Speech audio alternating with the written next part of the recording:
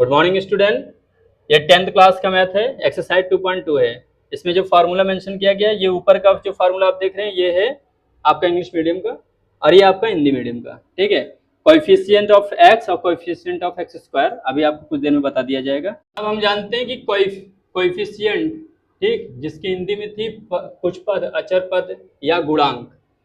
For example के लिए a x square plus b x plus c, ठीक। English medium में लिखा हुआ था कोएफिशिएंट, तो एक्स स्क्वायर का जो कोएफिशिएंट है वो है ए, कोएफिशिएंट ऑफ एक्स स्क्वायर ए है, ठीक। एंड एक्स का कोएफिशिएंट ऑफ एक्स का है बी, एंड एक था उसमें कांस्टेंट टर्म जिसकी हिंदी थी अचर पद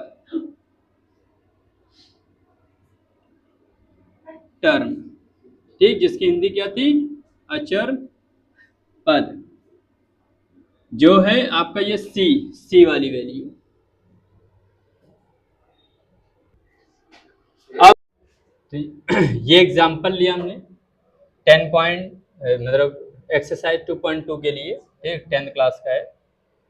2x स्क्वायर, इसमें जीरोज निकालना है और वेरीफाई करना है relation between the zeros and the coefficient का, ठीक। 2x square minus 8x plus 6 लिया। सबसे पहला काम होगा इस 6 का मल्टीप्लाई इस 2 से होगा, तो 6 की मल्टीप्लाई जब 2 से किया तो बना 12। अब हमें दिखना चाहिए ये 12, अब बीच में जो है वो नंबर है 8।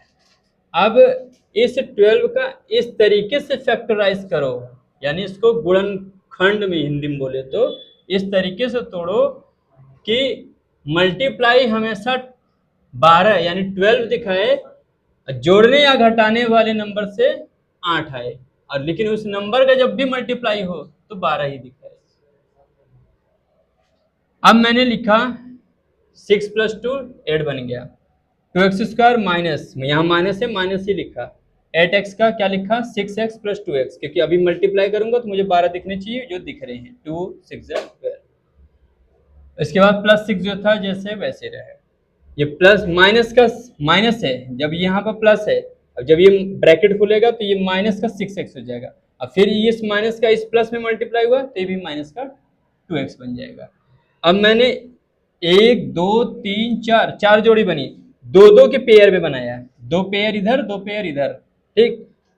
अब यहाँ पर x 2 बार दिख रहा है, यहाँ पर x 1 बार दिख रहा है, तो 1 बार का x कॉमन किया, और 2 1 जा 2 2 3 जा 6, यानी 2 का टेबल जो है 6 में आएगा, ठीक, 2 3 6, ठीक। तो मैंने 2 को भी कॉमन किया, तो अब बन गया मेरा x माइनस 3, क्योंकि अभी मैं इसकी मल्टीप्लाई करूंगा तो ये लाइन दिखनी चाहिए। अगर ये लाइन नहीं दिखती तो ये मेरा फैक्टराइजेशन गलत है।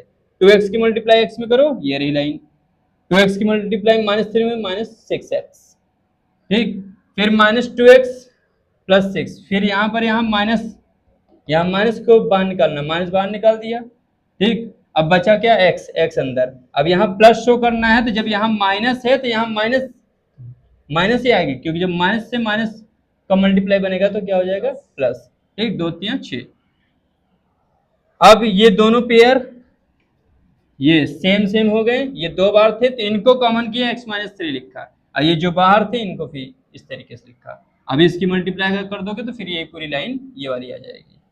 अब फिर मैंने अब जीरोज निकालना भी, तो x माइनस 3 इक्वल 0 लिया, तो माइनस का 3 था, इधर आया तो प्लस का 3 हो गया, ठीक, यानी 0 में जुड़ गया। 2x माइनस 2 इक्वल 0, तो 2x इक्वल ये माइनस का 2 था, इधर ले आया तो प्लस का 2 हो गया, यानी ये माइनस का 2 इधर आके प्लस का 2 बना, 0 में जुड़ गया। अब इससे ये मल्टीप्लाई कर रहा है, 2 x से मल्टीप्लाई कर रहा है, तो इस 2 से क्या करेगा डिवाइड, तो ये x इक्वल 2/2, 2 1 जा 2। इसके बाद अब हम लेते हैं वेरिफिकेशन करना है, वेरिफिकेशन, तो verify the relation between the zeros and the coefficient, दोबारा लिख दिया। Sum of zeros alpha plus beta equal minus coefficient of x, यानी हिंदी में बोले तो x का गुणांक अपॉन में कोएफिशिएंट ऑफ एक्स स्क्वायर, यानी एक्स स्क्वायर का गुणांक। अगर एक चीज ध्यान रहे, जब एक्स स्क्वायर के आगे कोई नंबर ना हो तो उसका नंबर 1 रहेगा, ये ध्यान रखें, बाकी तो कोई भी नंबर रहेगा वो दिया रहेगा। अल्फा प्लस बीटा हम जो हमारा पहले जीरोज में जो पहली वैल्यू आती है उसको हम अल्फा मान लेते हैं और दूसरी वैल्यू जो आती है उसको बीटा मान लेते हैं। तो अल्फा प्लस बीटा पहले अल्फा किसको मान लिया था हम, पहले वाले को, 3 बीटा यानी +1। अब कोएफिशिएंट ऑफ एक्स, ठीक, अब एक्स, अब कोएफिशिएंट ऑफ एक्स देखना है तो पहले देखो कोएफिशिएंट ऑफ एक्स, एक्स के आगे कौन सा नंबर है, -8, यही है, तो मैंने लिखा -8 और बाहर ऑलरेडी माइनस है तो माइनस की मल्टीप्लाई माइनस में किया, प्लस हो गया 8/2, 2 4 = 8। दोनों की वैल्यू हमेशा इक्वल होने चाहिए, नहीं तो वेरिफिकेशन गलत हो जाएगा। प्रोडक्ट ऑफ जीरोज यानी शून्यकों का गुणनफल, ठीक, और इसका होता है योगफल।